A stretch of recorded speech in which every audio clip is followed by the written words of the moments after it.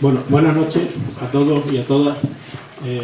Para nosotros es hoy un inmenso honor el que don Diego Hidalgo esté aquí para cerrar el ciclo de conferencias del Centenario de Labradores.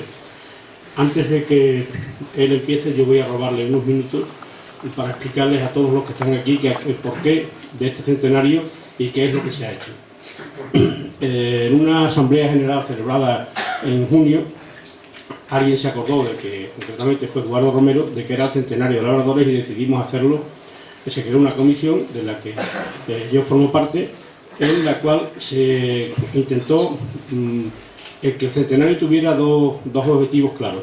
Uno, que no fuera solo de Labradores, que no fuera solo de la asociación que hoy cumple 100 años y que es seguramente la más antigua de Extremadura, sino que tuviera dignidad y calidad, es decir, que se realizaran una serie de actos que tuvieran ese doble calificativo, esa doble condición, y que además implicara al resto del pueblo, es decir, no fuera solo el centenario de Labradores, sino que el 1913 y 1914 fuera el año de Labradores en Los Santos o de Los Santos en Labradores.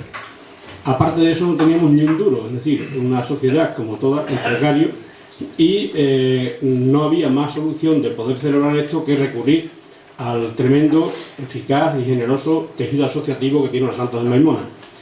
Reunimos a todas las asociaciones y peñas y podemos decir en este momento que la respuesta fue unánime y tremenda. Bueno, hay dos excepciones. Salvo la Caja Rural, los bancos no nos dieron un duro. Y aquellos que piensan que su reino no es de este mundo tampoco participaron en las actividades. Hasta ahora hemos hecho 28 actividades y faltan todavía 5, es decir, todavía se nos están ofertando colectivos del pueblo que no han participado, incluso particulares, para seguir celebrando el centenario de Labradores, lo cual nos honra de satisfacción, sobre todo a la Junta Directiva, que es la que ha llevado el peso de estas actividades. Entre ellas tenemos musicales, música clásica, jóvenes, flamenco, folclore, sevillana, magia, teatro, cata de vinos y quesos, deportes, ciclismo, senderismo, fútbol, cine, juegos de salón, exposiciones de fotografía y un libro que hizo el cronista de la villa, Juan Murillo, vosotros sabréis, siempre había oído de su generosidad, de que cada vez que hacía falta acudía allí donde una persona, una institución, una agrupación, una cofradía, cualquiera que lo necesitaba, siempre estaba detrás de Diego Hidalgo para apoyarle. Yo recuerdo a no sé si él lo recordará, a un antiguo alumno mío, Amador, al que yo sé que él protegió y que lanzó, diríamos, personal y profesionalmente. De esa, diríamos, caridad, es decir, de esa generosidad caritativa, en un momento determinado, Diego Hidalgo tomó una decisión que a mí me parece lo más acertado que le ha pasado a este pueblo en los últimos años. Es decir, pasó de la caridad a la justicia social. Es decir, creó una fundación, la Fundación Maimona, la dotó económicamente y le marcó unos objetivos que yo creo que son los que cualquier pueblo tendría para sí, o querría para sí, que son los objetivos de la formación profesional, el emprendimiento, el avance en las nuevas tecnologías y la cultura. Yo creo que esas cuatro líneas de trabajo que suponen lo que representa la Fundación Maimona, que ahora nos presentará Santiago Pueblo con mucho más claridad y profundidad, creo que solo por eso merecería la pena que este pueblo, aparte del reconocimiento afectivo, tuviera un reconocimiento más intenso y más profundo sobre la figura de don Diego Hidalgo. Por mi parte, agradeceros la presencia a vosotros, a las entidades que han colaborado y nos han ayudado y a las asociaciones, y nada más. Muchas gracias.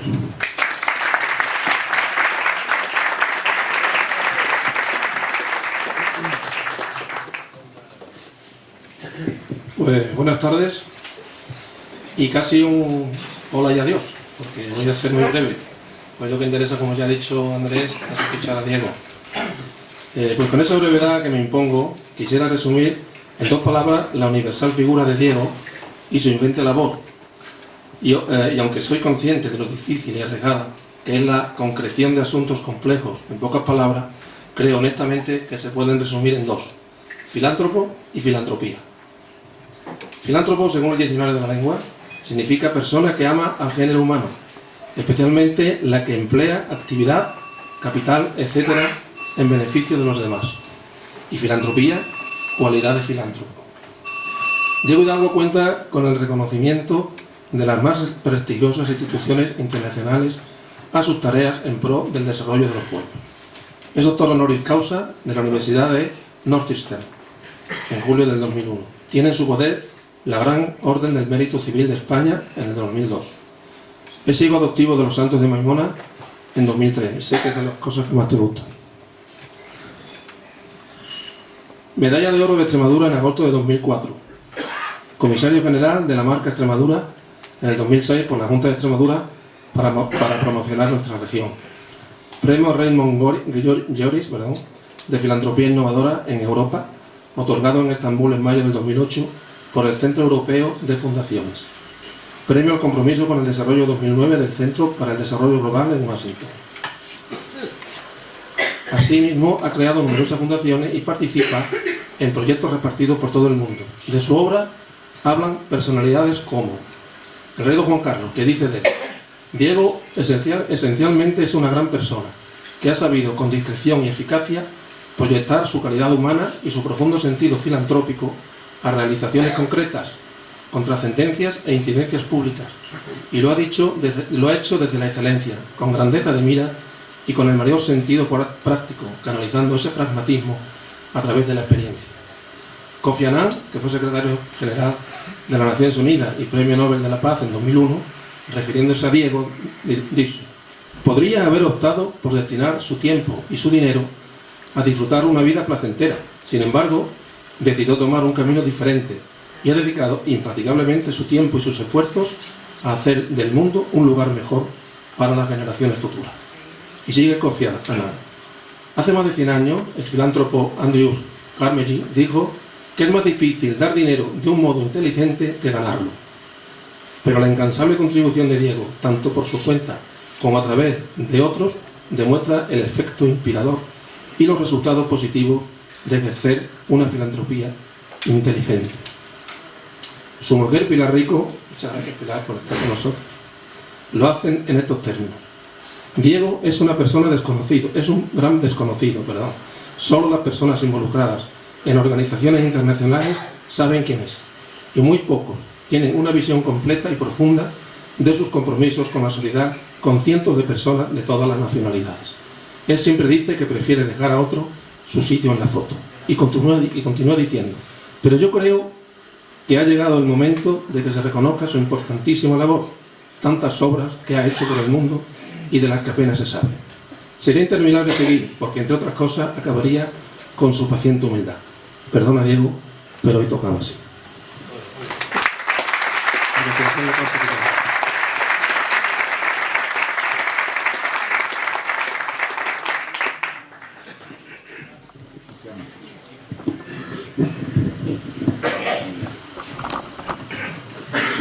Queridos amigos, el señor Núñez, que ha pronunciado unas palabras muy elocuentes, y el círculo de labradores que me ha invitado y que me ha hecho un honor tremendo al permitirme hablar, yo creo que por primera vez en el pueblo, aparte del acto de adopción de hijo adoptivo, a Santi Pobes, que ha hecho esa presentación tan generosa. Quiero cargar con la carga a la Fundación de repartir el libro. No sé si Alejandro lo habrá traído, las 2 cajas de libros que leímos en Madrid, pero el año pasado se publicó un libro sobre mi vida totalmente sorprendente para mí, porque yo no lo esperaba. Lo hizo mi mujer Pilar con esas colaboraciones de 30 y tantas personas de todo el mundo que habían tenido una influencia en mi vida. Y bueno, quien quiera saber más sobre las cosas que he hecho, aunque demasiado elogiosamente, pues lo encontrará allí, ¿no? Yo tengo que completar la presentación diciendo que yo estudié en la Harvard Business School, que es la escuela de negocios de Harvard, que se suponía que es la mejor del mundo. Entonces allí te enseñan a ganar dinero, a invertir tu dinero de manera coherente y tal, y hacer grandes fortunas. Yo soy probablemente el caso más vergonzoso que ha salido de esa universidad, porque siempre que he intentado ganar dinero lo he perdido. Cuando yo he intentado invertir en un proyecto diciendo voy a ganar dinero, estaba basándome en el corazón o en otros criterios y lo he acabado perdiendo. Sin embargo, he ganado dinero algunas veces que he hecho buenas obras. Las buenas obras han podido ser pues tratar de salvar a un amigo de mis padres de ir a la cárcel y resucitar Alianza Editorial, o contribuir a la creación del periódico El País, que luego se convirtió en el Grupo Prisa, para tratar de cooperar con la transición española, o salvar a unas chicas que estaban perdiendo su librería en Barcelona, y así una serie de cosas. Pero realmente no soy enormemente distinguido en las cuestiones de inversión y de investigación. Bueno, quiero otra vez repetir las gracias. Pido perdón a los que ya me han oído porque van en otras ocasiones y tal, porque a lo mejor voy a repetir anécdotas. Y también quería pues recordar una cosa que me pasó al ver a tanta gente de pie. Me pasó en 1977. Yo di una conferencia a 1.500 personas en Londres, en la Royal Commonwealth Society, y me avisaron, me presentó el equivalente del señor Núñez, era el presidente de la Commonwealth Society, el equivalente de Santi Powers era el príncipe Carlos de Inglaterra, que me intimidó bastante, aunque es más joven que yo, y luego pues yo tuve que empezar a hablar. Empecé a hablar sobre África. Yo entonces acababa de salir del Banco Mundial, donde era director del Departamento de África, y hubo un momento, a los 3 o 4 minutos, en los que tuve que descansar, hacer una pausa para tomar un sorbo de agua. Y en ese momento, en medio del silencio de la sala, salieron 2 ronquidos tremendos de la primera fila. Y vi a 2 personas que se habían quedado absolutamente dormidas y tal, pero que además los ronquidos se oyeron en todo el teatro, ya digo, de 1.500 personas. Siempre le agradecí mucho al príncipe Carlos, que se inclinó a mi oreja y me dijo... puede ser. ¿Eh? Un poco de voz puede ser. Muy bien, sí, yo por voz no carezco de voz. Bueno, pues el príncipe Carlos se inclinó sobre mi oído y me dijo: no se preocupe, porque les he observado y estaban ya dormidos cuando usted empezó a hablar. Cosa que le agradecí muchísimo, porque realmente me había agobiado. Bueno, voy a hablar, alguien me preguntó si iba a improvisar y tal. No, voy a hablar de 5 temas, y luego no me gustaría que fuese que yo soltara aquí el rollo tremendo y tal, y que luego nos levantáramos y nos fuéramos, sino que quisiera tener un poco de interactividad y tal, y de coloquio y de preguntas y respuestas después. Los 10 temas sobre los que voy a hablar, lo más brevemente que pueda, aunque es muy difícil comprimirlos. ¿Me oyen detrás? Son, primero, 10 lecciones. Yo creo que ya tengo 71 años y tal, y he aprendido muchas cosas, y quiero comunicar algunas de las cosas más importantes que he aprendido en mi vida. Y tengo 10 lecciones que creo que son importantes y relevantes, que sirven siempre en la vida de una persona. Segundo, como el tema es emprendedores sociales, los 10 consejos que yo doy a un joven emprendedor social que quiera poner en marcha un proyecto, una iniciativa, contribuir a mejorar nuestro mundo futuro, y que por otro lado están recogidos no hace falta tomar notas porque está recogido en el libro sobre mi vida que editó Pilar. Tercero, voy a hablar muy brevemente de los problemas globales, los problemas, digamos, planetarios o de toda la humanidad que nos afectan, porque estamos en un mundo cada vez más interdependiente. La cuarta parte es hablar del futuro de España que yo veía en 1995, cuando yo escribí este libro que se llamaba El futuro de España, que se publicó hace 18 años y que fue un bestseller, pero que luego la gente que tenía que tomar decisiones sobre él no siguió. Y entonces el por qué nos hemos estrellado un poco con la crisis. Y luego para acabar la exposición, pues cómo veo el futuro, aunque no tengo ni mucho menos la bola de cristal de hace 20 años. Si da tiempo, cuando tengamos preguntas y respuestas, hablaré un poco de lo que yo pienso de Extremadura, aunque tenga bastante ignorancia y lagunas, y luego de la filantropía en España. Bueno, las lecciones vitales. La primera cosa que aprendí en el Banco Mundial es que nos dijeron, bueno, ¿cuáles son los obstáculos que ustedes tienen a los que nos acababan de ascender y éramos nuevos directores? ¿Qué obstáculos tienen ustedes para que su labor sea perfecta?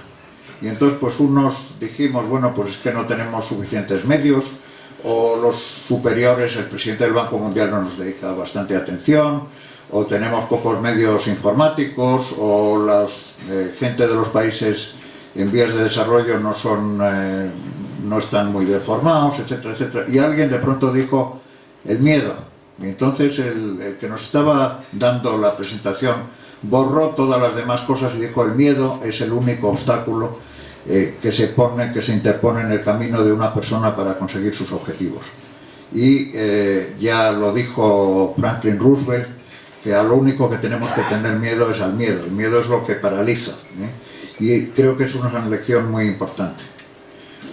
La segunda y la tercera lección las aprendí precisamente del rey don Juan Carlos. Un día, en 1993, yo volvía de Harvard y me habían hablado de la globalización y de cómo iba a haber una competencia feroz en el mundo, porque había 2.000 millones de personas que pasaban de la economía centralmente planificada a la economía de mercado. Y eso iba a provocar una competencia feroz con ganadores y perdedores. Yo miré entonces cómo estaba España en 1993, en medio de la recesión y tal, y dije: somos perdedores. Y escribí un artículo muy catastrofista en El País, que tuvo mucho éxito, pero esa noche tuve la suerte de cenar con el rey mano a mano.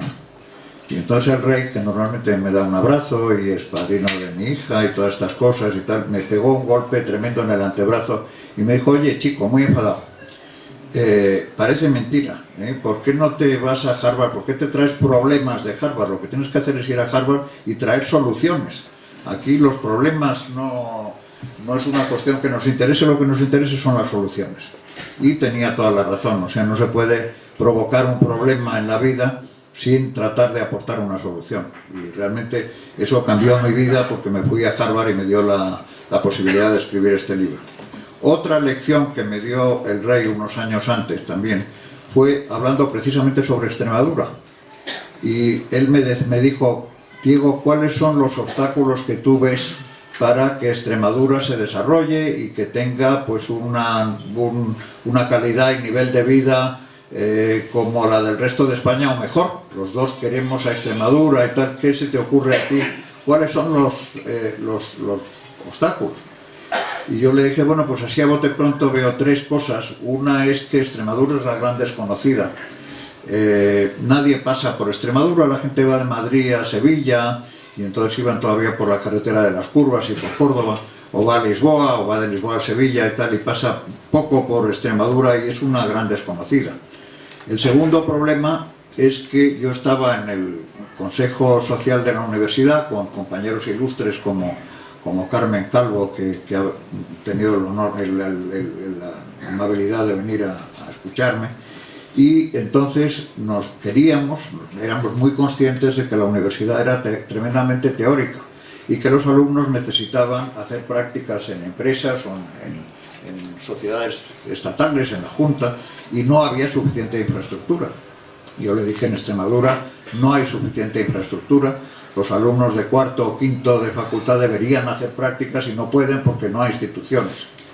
Y tercero, el presidente de la Junta de Extremadura, aquí en este país donde tenemos estereotipos y ahí estaba gobernando el PSOE, y hay pues felipistas y guerristas, y entonces Felipe es, entre comillas, el bueno y Guerra es malo, la gente tiene a Juan Carlos Rodríguez Ibarra como una persona muy de izquierdas, y entonces las noticias que salen en los medios pues son que a la duquesa de Alba le han expropiado una finca o algo así y tal, y entonces hay un cierto temor a invertir en Extremadura.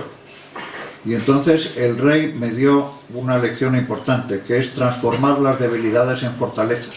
Me dijo, mira, te voy a rebatir esos 3 argumentos. Primero, Extremadura está en el centro de un triángulo mágico cuyos vértices son Sevilla, Lisboa y Madrid. Y por lo tanto está más cerca de Lisboa, de Sevilla y de Madrid de lo que están las otras 2 ciudades. Y por lo tanto puede servir de base para suministrar productos, servicios, bienes a esas 3 ciudades. Y por lo tanto tiene una situación privilegiada. Segundo, que no hay infraestructura. Bueno, pues estupendo, porque así cuando se haga en Extremadura se evitarán los errores cometidos por los demás en aquellos lugares donde la han hecho. Y tercero, Juan Carlos Rodríguez Ibarra es un tipo formidable y yo soy muy amigo suyo y también soy muy amigo del presidente de la patronal, de José María Cuevas. Entonces yo puedo cogerles de a uno por un codo y a otro por otro y decir vamos a hablar y vamos a hacer algo. Y entonces me dijo, ¿y qué podemos hacer? Entonces de ahí, de esa conversación, salió en embrión de una institución importante que ha sido la Corporación Empresarial de Extremadura, que ha traído muchas inversiones a Extremadura. Entonces, bueno, pues la tercera lección es el poder transformar las debilidades en fortalezas. El cuarto, es el que todo problema y todo conflicto tiene solución. Que nos angustiamos muchas veces con una situación y que todo lo que no sea muerte tiene solución. A mí eso me lo dijo Martti Ahtisaari, que fue precisamente el Premio Nobel de la Paz por su labor de mediación, que había sido presidente de Finlandia, y me dijo, todo problema tiene solución, incluso el problema israelí-palestino, el problema de las guerrillas con el gobierno de Colombia, todo conflicto tiene solución. Y si no tiene solución es que no es un problema. Eso también fue importante. Quinto y sexto, yo tuve me hicieron director del Departamento de África en el Banco Mundial y al año de ser director tuve que hacer una evaluación de mis subordinados, de las personas que trabajaban para mí. Y entonces, pues yo tenía que poner notas a los subordinados y les ponía o magnífico y estupendo, que entonces lo tenía que defender yo, extraordinario, lo tenía que defender porque había muy pocos magníficos o estupendos y entre otras cosas tenían un 8% de subida de sueldo. Los muy buenos y los buenos, que eran casi todos, luego otra categoría que se llamaba Needing Improvement, que es necesita mejorar, que eso estaban ya en la puerta de salida y tal, del banco, y luego los insatisfactorios. Y entonces, bueno, pues fui reuniéndome uno con las personas que trabajaban conmigo para decirles cómo lo habían hecho. Y entonces me reuní con un chino japonés, se llamaba Tom Sui, y le dije, Tom, has hecho un trabajo estupendo, eres un muy buen analista financiero, has hecho tal cosa, tal otra, y fui repasando. Hay otras cosas en las que tienes que mejorar, que son esta y tal, y por lo tanto te doy uno de los muy buenos, con lo cual vas a tener un 6% de aumento de sueldo y tal, y bueno, pues estupendo y tal y cual, y me levanté. Entonces él me dijo, ¿cómo que te levantas? Un momento, siéntate. Entonces, me dijo, mira, si tú has tenido derecho a evaluarme como subordinado, yo tengo derecho a evaluarte como jefe. Y entonces, Diego, eres un líder estupendo, nos has inspirado a todos, tienes muy buenas relaciones con los países en vías de desarrollo, eres un analista financiero estupendo, pero tienes un fallo terrible. Y es que no nos dices cómo lo estamos haciendo. Y entonces nos hemos pasado todos un año espiando tus menores expresiones para ver si leíamos aprobación o desaprobación, y tienes que darnos lo que llaman los americanos feedback, decirnos si lo estamos haciendo bien o lo estamos haciendo mal. Bueno, pues ahí aprendí dos cosas muy importantes. Primero, que es importante escuchar antes de hablar, y segundo, que es verdad que hay que comunicar, cuando tienes a una persona que trabaja contigo, le tienes que decir cómo crees que lo está haciendo, y no causarle esas inquietudes y y también, bueno, eso se traslada a muchas cosas. O sea, yo creo que hay, por ejemplo, los americanos manifiestan poco sus sentimientos, y creo que hay que manifestar más los sentimientos. Me recuerda a un primo mío americano y tal, al que yo conocí cuando yo tenía 17 años y él tenía 9, y fui a darle un beso y me dijo "Men don't kiss", que quiere decir los hombres no se besan. Y yo se lo recordaba cuando hace poco él cumplió 60 años, y entonces le dije "eso es lo que me dijiste cuando tenías 9 años", y vino y tal, dijo "ya he aprendido de la vida" y tal, y me dio varios besos, ¿no? Hay que comunicar los sentimientos. Luego, la séptima y octava lección la tuve con un profesor de Harvard que se llamaba Stanley Hoffman, que habló hace 5 o 6 años en el aniversario del Centro de Asuntos Internacionales, donde yo estuve del 94 al 99, y dijo: en mis 58 años de docencia sobre relaciones internacionales he aprendido una cosa muy triste, que se compone de 2 premisas. Una, todo el mundo sabe lo que hay que hacer. 2, todo el mundo sabe que lo que hay que hacer no se puede hacer. Entonces era una cosa absolutamente desoladora. Bueno, se refería a reformar las Naciones Unidas, reformar las instituciones globales, etcétera, etcétera. Entonces yo, cuando acabó la exposición, que se quedó ahí y tal, yo levanté la mano y tal, le dije: Stanley, nos has dejado absolutamente desolados. O sea, si las cosas todo el mundo sabe lo que hay que hacer y resulta que no se puede hacer nada, dinos algo que nos haga tener una esperanza, porque si no es una situación terrible, es una situación fatalista y tal. Y entonces él me dijo: tienes toda la razón, y además yo no soy fatalista. Y entonces lo que me dijo para darnos ánimos es el poder de la juventud, de cambiar el mundo. Que nosotros llegamos a los 60, 70, 80 años y creemos que ya no se pueden cambiar las cosas, y ya viene una juventud detrás de nosotros, que desgraciadamente en España está perdiendo años porque no encuentra trabajo y tal, pero que es una juventud mejor formada que nunca. Y él decía, los estudiantes que pasan por Harvard en 2008 están infinitamente mejor formados que los estudiantes de hace 50 años, incluso que los de hace 25 años. Entonces, bueno, pues el tema de no ir contra el fatalismo, de tener una esperanza y que no subestimar el poder que tienen los jóvenes de cambiar el mundo. Eso fueron la séptima y la octava lección que yo recibí. Luego, en Harvard también tuve una discusión tremenda con mi grupo, que éramos 20, con una profesora que nos dijo también que los hombres no podemos cambiar el curso de la historia, que la historia es una agregación de movimientos sociales, y los movimientos sociales no son los que causan los grandes cambios, pero que una persona no puede cambiar el curso de la historia. Entonces a mí aquello también me pareció triste, y le dije: eso no es verdad, hay mucha gente que cambia el curso de la historia, muchas figuras que lo cambian. Entonces me dijo: bueno, pues le desafío a que me diga una sola que haya cambiado la historia del mundo en los últimos 50 años.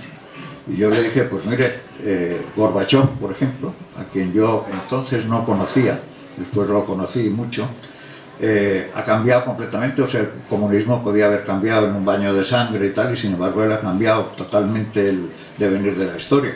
Y entonces estábamos en plena revolución de Mandela, le cité a Mandela también. Las personas sí pueden cambiar el mundo. Y luego la décima lección vital me la dio un tunecino hace 50 años, cuando yo empecé mi fundación para ayudar a los países más pequeños y pobres de África, que me dijo: Diego, tienes que pensar en grande. Y tu Frida es la fundación a la que yo había dado toda la herencia que yo había recibido de mi abuelo, para cambiar un poco a mejor los países más pequeños y pobres de África. Tú dices que tienes 6 millones. Y yo dije: sí, pero es que 6 millones es todo lo que yo tengo. Di que tiene 50 millones, que ahora tiene 6 millones, pero que el año que viene va a tener 50 millones. Hay que pensar en grande. No subestimes tu capacidad de conseguir que otras personas aporten dinero a tu vida. Bueno, pues es verdad que yo creo que una lección para todo el mundo es que debemos pensar en grande.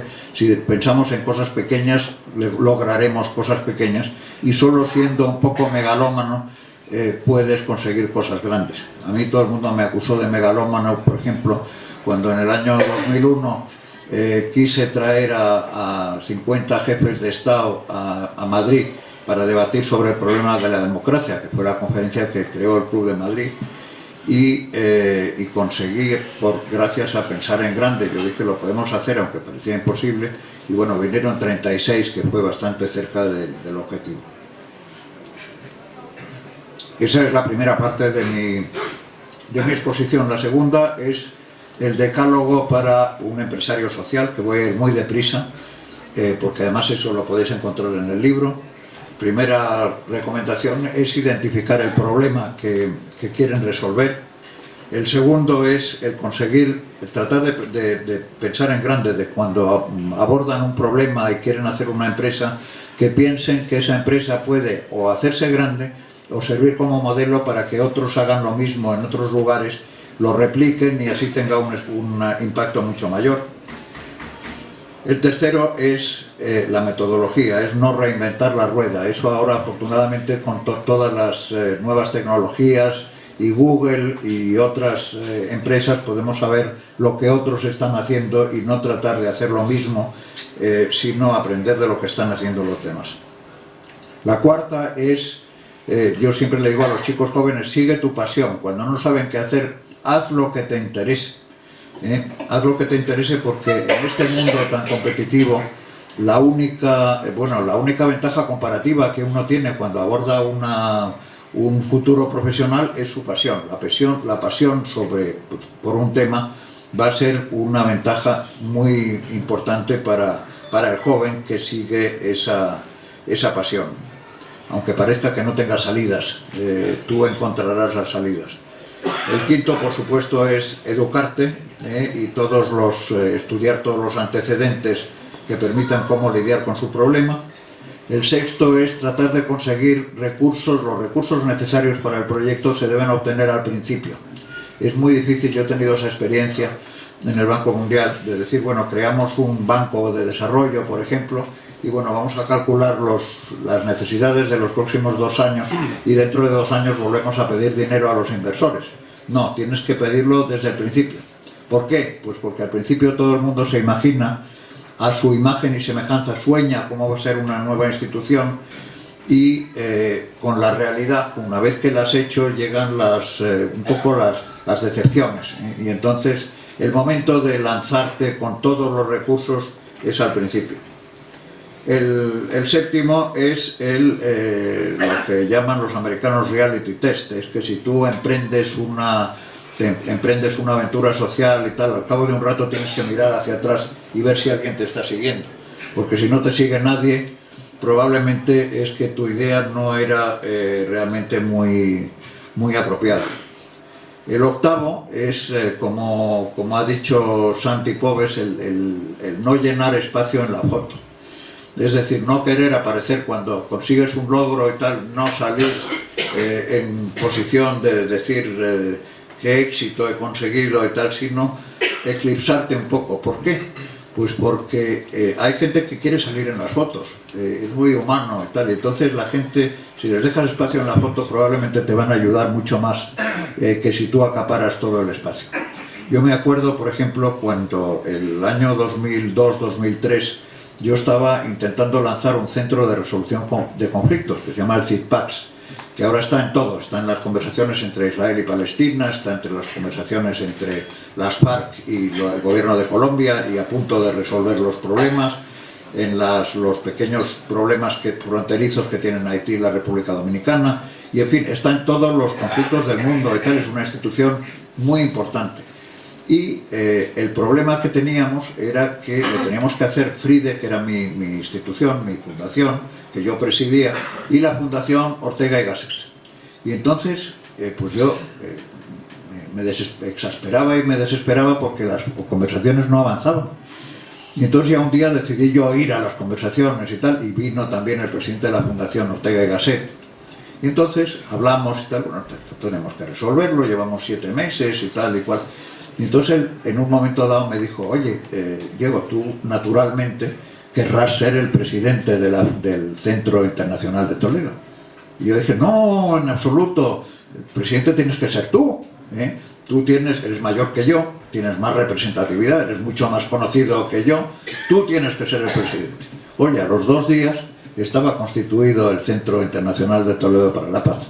¿Por qué? Pues porque yo le había dejado un poco de espacio en la foto y realmente pues lo de tener espacio en la foto no es muy importante.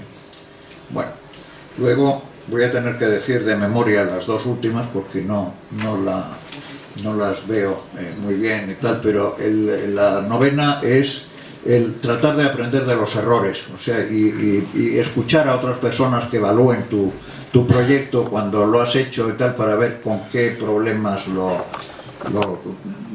qué problemas no has visto. El 10º, y perdón por repetir muchas gracias, la anécdota, pero que es muy divertida y la gente se cree que es un chiste, pero no es un chiste, es una historia absolutamente real. Nunca confundas, es lo que llaman los americanos wishful thinking, evitar caer en el wishful thinking, que quiere decir el pensar, el creer que la realidad es como tú deseas, como tú piensas. La realidad no es como tú piensas, y como tú te la imaginas, y tienes que verla de cerca antes de lanzarte. Entonces cuento siempre que el peor caso de no ver la realidad por no verla de cerca le pasó a un diputado, en realidad era un miembro de la Casa de la Cámara de los Lores inglesa. Sabéis que en el poder legislativo en el Reino Unido hay la Cámara de los Lores y la Cámara de los Comunes, y entonces llevaron en 1993 una delegación de 12 personas, miembros de la Cámara de los Lores y la Cámara de los Comunes, a Bruselas a discutir con la Comisión Europea. Y entonces, pues este hombre, Lord Hume, tenía 63, decía, pues yo fui allí a trabajar, estuvimos trabajando una semana, 12 horas al día, y al final el viernes ya se acabó y tuvimos una cena de gala, fuimos todos de gala y tal, y entonces, bueno, pues nos dieron una cena absolutamente fantástica. Primero cócteles y aperitivos y tal, todos alcohólicos, después vino blanco con el pescado, después vino tinto con la carne, después champán, brindamos con champán. Y yo estaba mirando y al otro lado de la pista de baile vi a una señora guapísima, bellísima, con una falda larga, roja y tal. Y entonces yo dije, tengo que sacar a esta señora, se me van a adelantar todos los que están aquí y tal, en cuanto empiece el baile. Y bueno, tengo que hacer diligentemente, levantarme enseguida y tal, para ser el primero que llegue a pedirle que baile conmigo. Bueno, pues postres, champán, etcétera, etcétera y tal. Y empiezan a sonar los compases de la música y el hombre dice, yo me levanté y empecé a andar hacia la señora para atravesar la pista de baile. De pronto, con horror, me di cuenta de que estaba haciendo eses, porque no estando acostumbrado a ingerir alcohol y tal, y la mezcla había sido funesta y tal, y entonces pues no estaba yendo en línea recta. Total, que me miré los zapatos, la punta de los zapatos, y dije, voy aquí, este paso y tal, y poco a poco se iba aproximando la falda larga y tal. Dice, ya llegué, y todavía mirándome los zapatos y tal, me incliné y dije, bellísima señora, llevo toda la cena admirando su bellísima figura y su falda larga roja, y entonces estoy muy dichoso de ser el primero que llega a pedirle el honor de este baile. Y entonces, dice, yo miraba al suelo y tal, y la respuesta fue con una voz un poco desagradable. Fue no.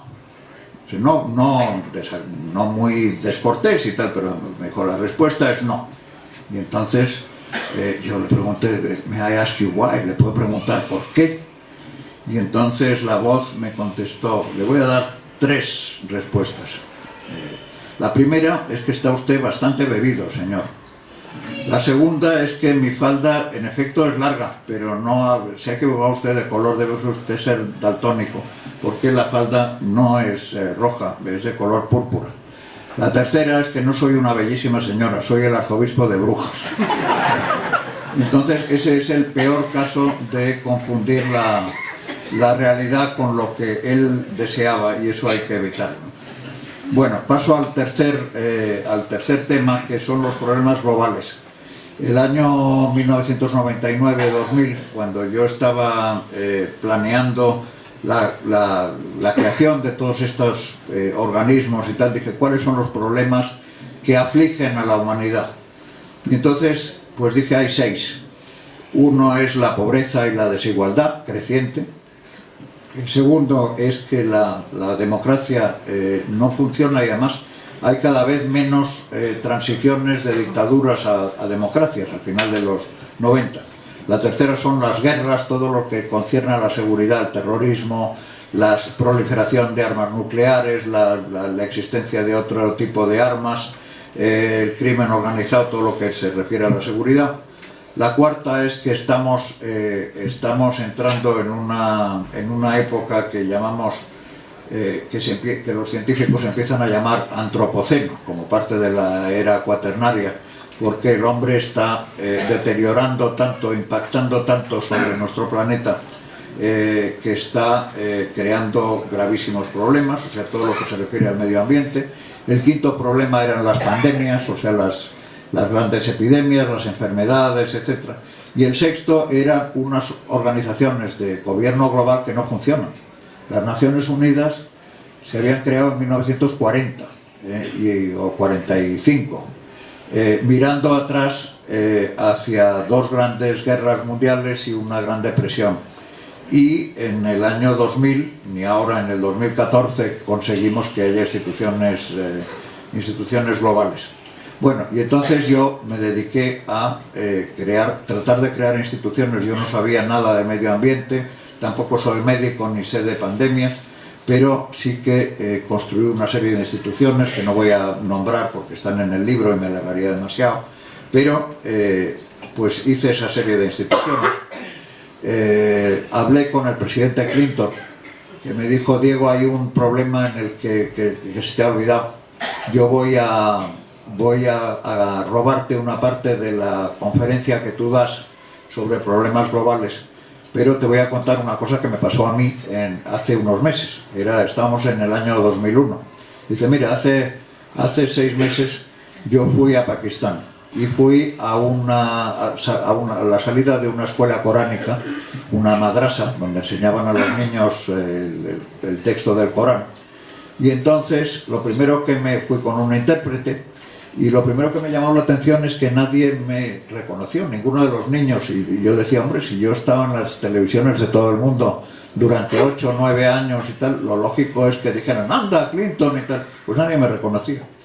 Llegué a un niño, dice que era un niño precioso, con unos ojos grandes y tal, y con una sonrisa, que lo hubiera llevado a Hillary, a mi mujer, en un paquetito y tal, bueno, encantador. Y entonces le puse la mano en el hombro y le dije, bueno, ¿y tú qué quieres hacer de mayor? Entonces se lo tradujo el intérprete, y entonces él, mirándome con esa sonrisa y esos ojos, mirándome a los ojos, me dijo, yo cuando sea mayor, matar a todos los americanos que pueda.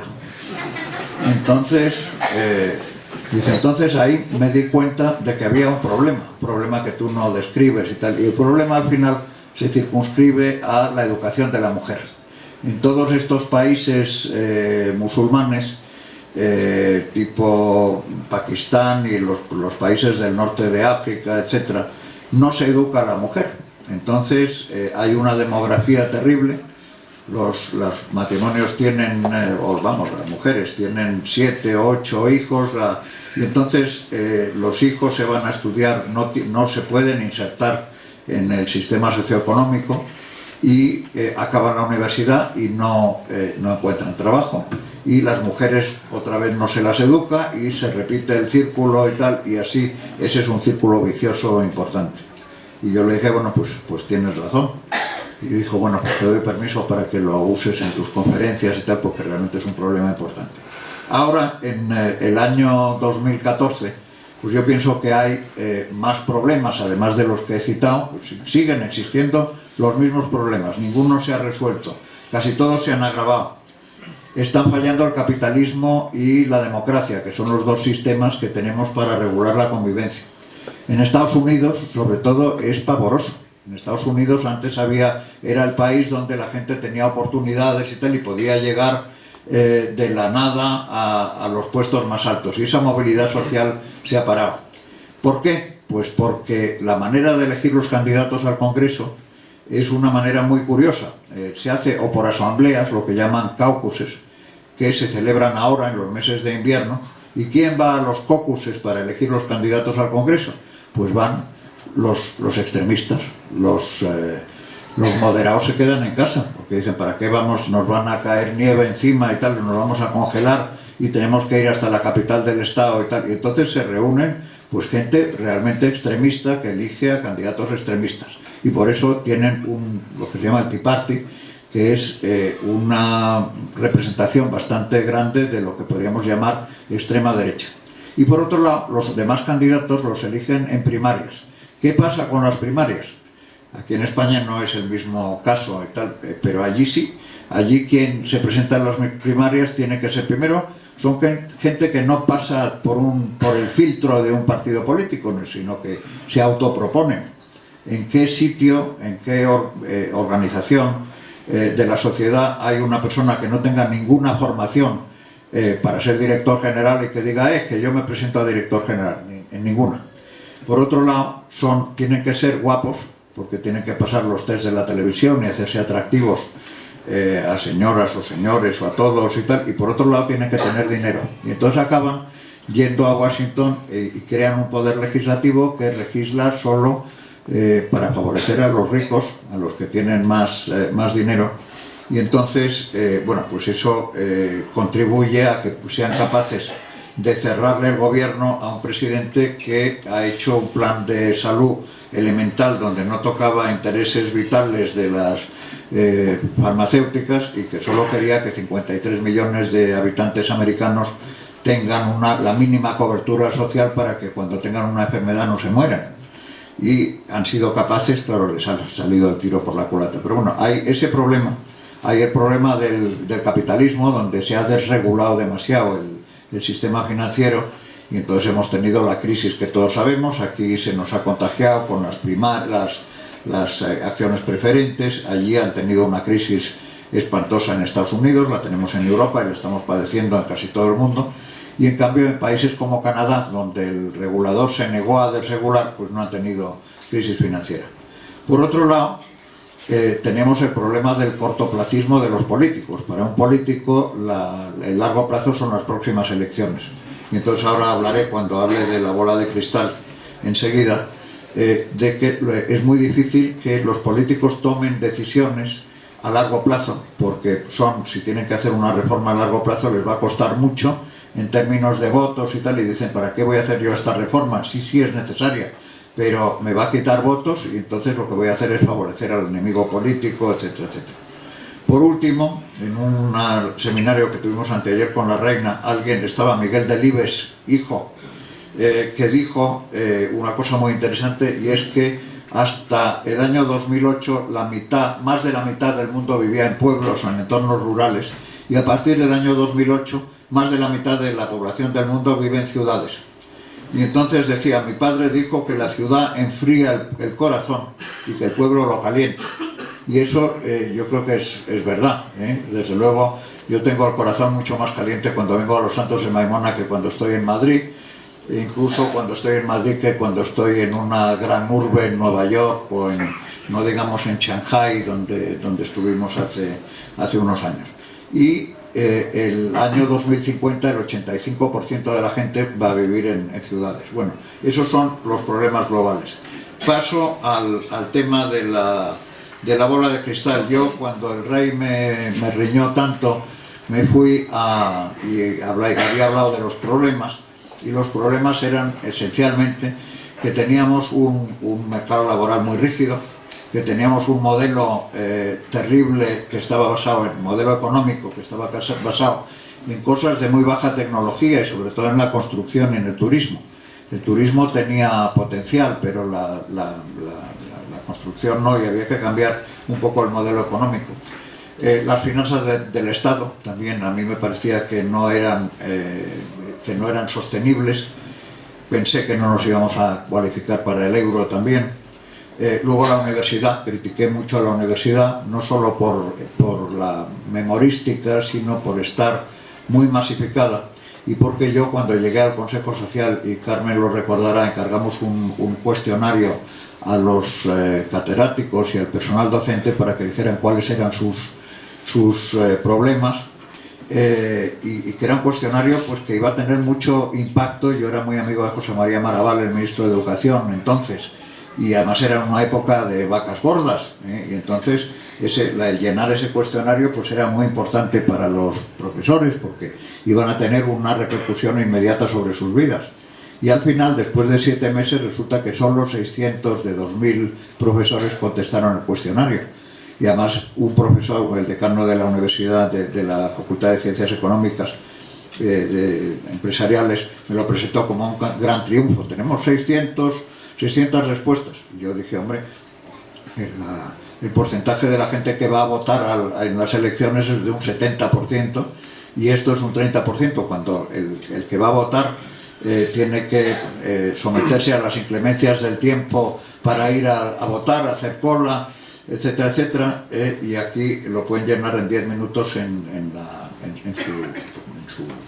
Bueno, y luego la administración pública, donde yo decía esto con las autonomías y las corporaciones locales y el gobierno nacional y las diputaciones, se está creando una triplicación o cuadriplicación de funcionarios, y corremos el riesgo de que el Estado tenga una carga demasiado alta en mantener toda esta administración, y que nos convirtamos en Francia. Francia tiene un porvenir muy negro simplemente porque tiene 5 millones de funcionarios, y aquí entonces teníamos 2,5 millones, ahora tenemos 3 millones y pico. Bueno, entonces yo me fui a Harvard y estuve hablando con muchísima gente en España y en Estados Unidos, españoles que estaban en Estados Unidos y tal, y escribí este libro, que era el libro de los próximos 25 años, y donde hablaba de problemas de España y tal, y proponía soluciones. Era una especie de cuando se hace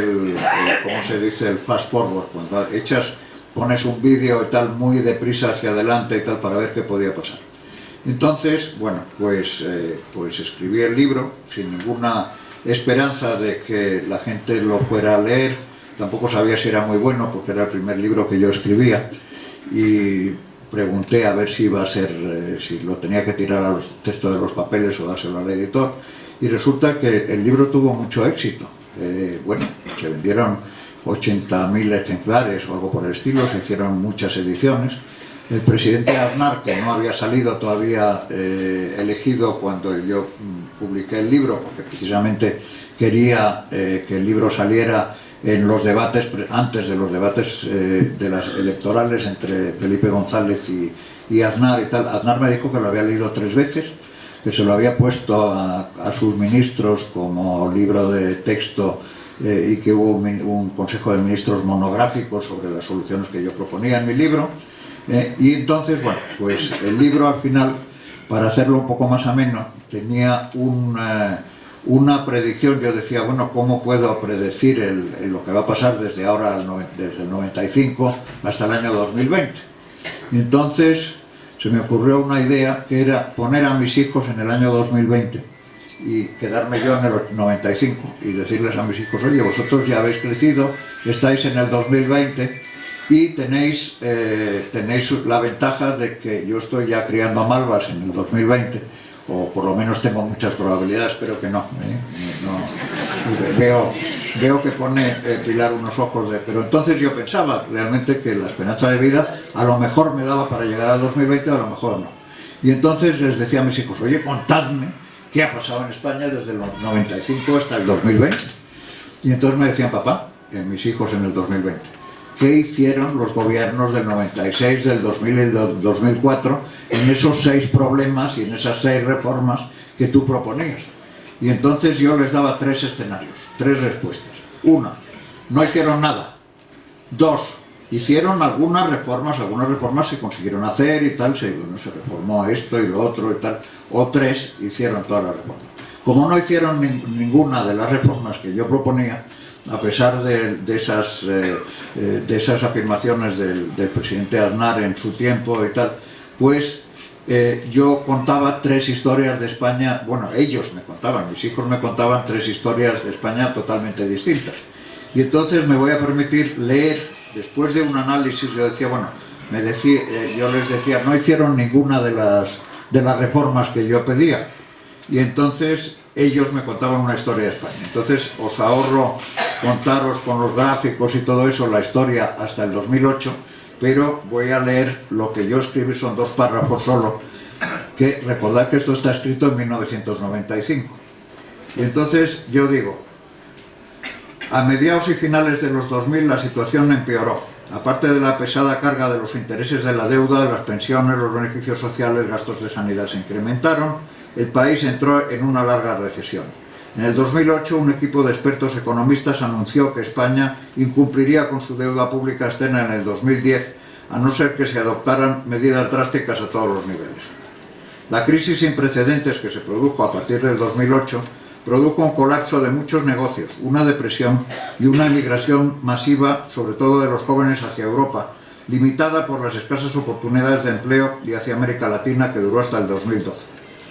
La recesión europea duró desde 2008 al 2013, pero la caída de turistas procedentes de Europa fue más que compensada por la afluencia de aviones llenos de turistas de los nuevos países ricos del sur y del este de Asia, con lo cual el sector turístico se mantuvo.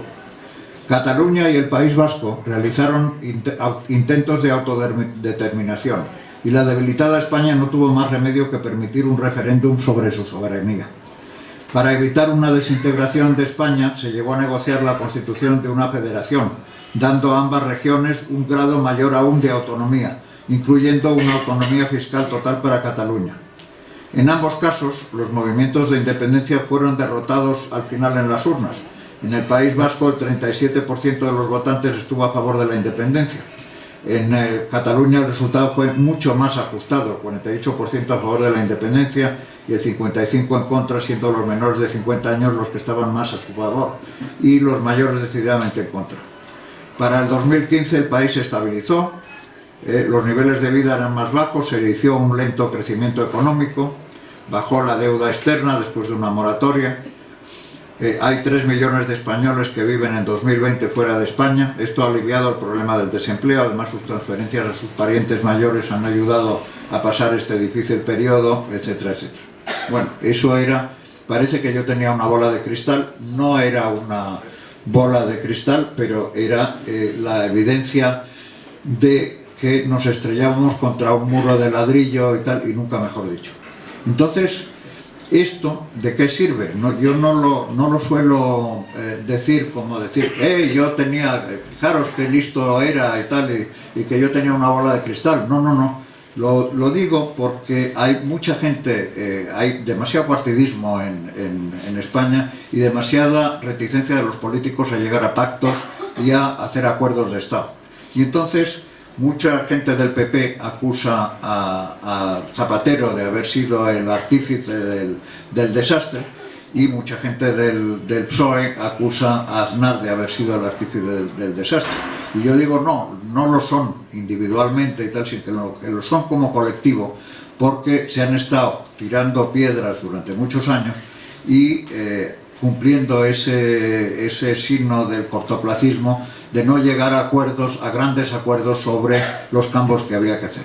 No nos engañemos, la crisis ha azotado a todos los países de Europa, y nuestra crisis ha sido quizá más severa por esto, ¿no? Pero de todas maneras hubiéramos tenido crisis como yo anunciaba en Europa. Bueno, entonces acabo con el quinto tema, que es la bola de cristal ahora en el 2014. Es muchísimo más difícil predecir en el 2014 porque tenemos muchísima más incertidumbre. Tenemos que mirar hacia atrás en la historia los cambios que hubo en siglos, que hubo a lo mejor en un siglo. En el siglo XVIII, pues en una década del siglo XIX se producían más cambios que en todo el siglo XVIII. En el siglo XX, en 5 años, se producían más cambios que en una década del siglo XIX. Y en el siglo XXI, en un año, se están produciendo más cambios que en una década del siglo XX. Entonces, es muy difícil realmente hacer previsiones.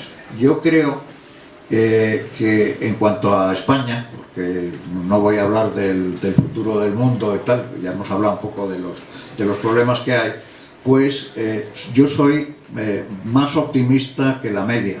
La gente dice, bueno, ¿cuándo saldremos de la crisis? Como muy bien dijo el rey en su discurso de Navidad, y muy mal dijeron algunos banqueros prominentes y empresarios, bueno, empresarios y banqueros dijeron, bueno, se ha acabado la crisis, hemos empezado a crecer, se ha acabado la recesión, está entrando en España mucho más dinero del que ha entrado nunca.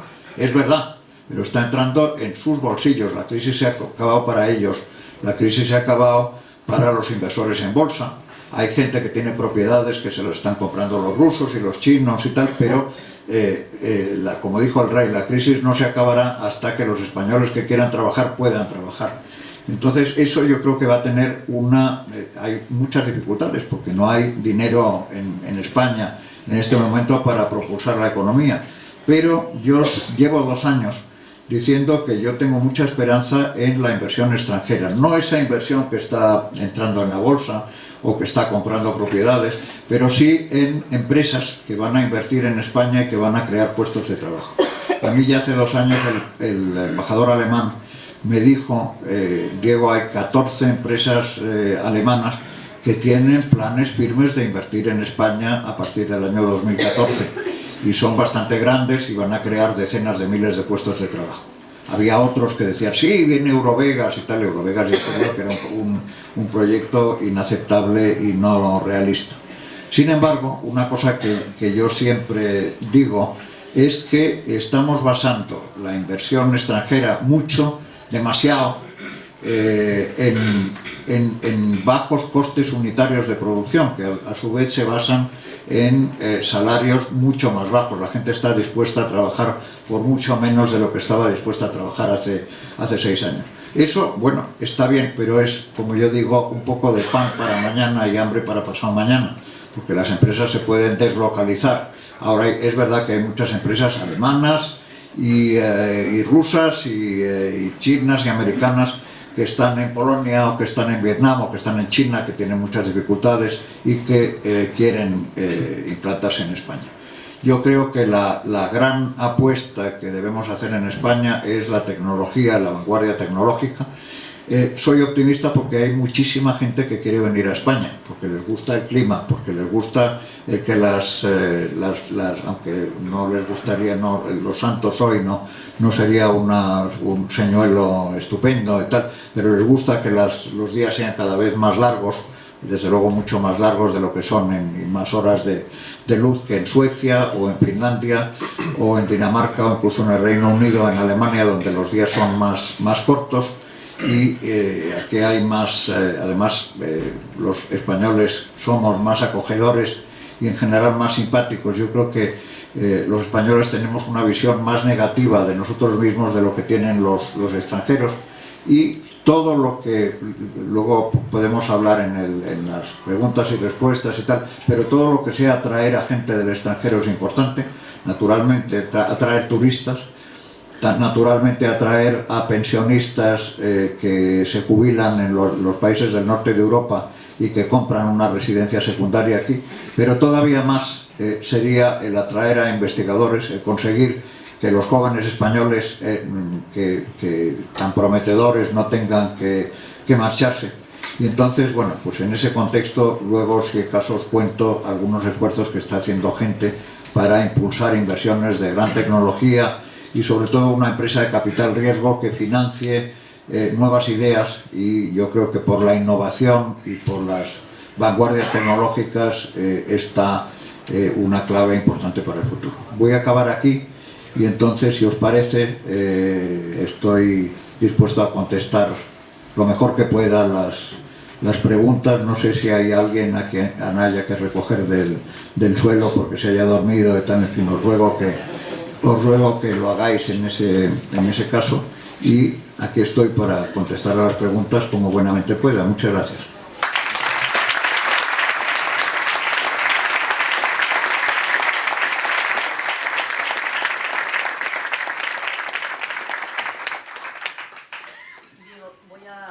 Voy a ser muy atrevida y voy a hacer la primera pregunta. Bravo. En este panorama que planteas un poco con el tema, bueno, con que me puse él, ¿no? En este panorama que planteas un poco... Yo repito la pregunta. Eso. A nivel del futuro de España y ese futuro basado en la tecnología, ¿qué papel podría desempeñar la agricultura? Yo que soy muy de pueblo y sigo creyendo que la base de nuestra riqueza está en la tierra. Entonces, ¿qué futuro desempeñaría la agricultura en este devenir histórico? Sí, bueno, yo te voy a contestar con gran ignorancia. Seguramente la pregunta es ¿qué papel puede desempeñar la agricultura en el futuro de España? Yo creo, no teniendo una opinión... Y en el futuro extremeño, yo creo que es muy, muy importante. Vamos, yo le he oído al presidente de la Junta y tal, que ha dicho el campo y la industria basada en los productos del campo, el turismo, atracción de visitantes y personas en general, y luego el desarrollo de la tecnología, pero aplicada al campo, precisamente. Yo creo que tiene un papel fundamental, o sea, para Extremadura tiene un papel fundamental, y creo que Extremadura tiene un futuro muy interesante, porque tiene productos. En fin, aquí está la familia Morato, que puede contestar probablemente a la pregunta mucho mejor que yo. Toda la cooperativa fantástica del aceite.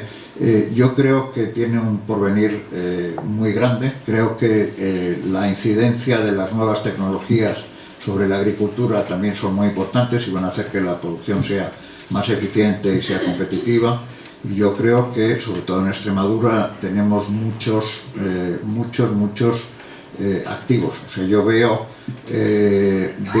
a largo plazo un porvenir más prometedor en Extremadura que en otros lugares de España. Luego podemos hablar de por qué. La Unión Europea, los apoyos a las regiones número 1, de tipo 1, como Extremadura, puede ser un beneficio o un perjuicio para Extremadura. ¿Dónde puede ir ese dinero? ¿Dónde se debe de encauzar el dinero que viene a raudales por ser objetivo 1 Extremadura? Bueno, pues creo que vamos a seguir siendo objetivo 1, porque yo creo que yo soy partidario he sido partidario de la expansión de la Unión Europea. Hay mucha gente que, claro, éramos enormemente beneficiarios de la Unión Europea cuando entramos en la Unión Europea. Yo me acuerdo que yo estaba en Alianza Editorial el 1 de enero del 86 y teníamos mucho miedo de que de pronto la entrada de productos europeos nos descalabrara la industria que teníamos aquí, y no fue así, fue al revés, fue lo contrario. Yo creo que las aportaciones no veo que puedan ser negativas. A lo mejor hay casos de aportaciones negativas, pero vamos, yo pienso que van a ser positivas, y también hay otras personas probablemente que podrían contestar con más conocimiento de causa. Por otro lado, creo que aunque todos estos países del este que han entrado y que de alguna manera nos hacen la competencia y tal, creo que tienen problemas mucho más fundamentales que los nuestros y que tienen unas ineficiencias absolutamente tremendas. A pesar, no hemos hablado, la palabra corrupción yo me parece que no la he utilizado.